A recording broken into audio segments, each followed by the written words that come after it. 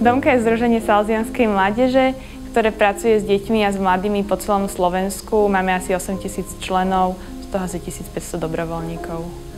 Deťom poskytujeme najmä stredka a krúžky, to znamená pravidelné stretnutia nejakých rovesníckych skupín. Okrem práci v našich strediskách sa venujeme aj práci vonku, to znamená, s tými stredkami sa snažíme vychádzať von aj za hranice stredisk a tam pracovať alebo venovať sa deťom, ktorí sú na ulici, ktorí sa hrajú na ihriskách a ktorí by k nám dovnútra do strediska nikdy neprišli. Práca na ulici pre Domku znamená to, že buď dávame o sebe viacej vedieť, alebo ideme na sídlisko a snažíme sa tú atmosféru, ktorú zažívame v našich priestoroch, v našich oratóriách, na našich ihriskách a v našich klubovniach, sa ju tam snažíme preniesť.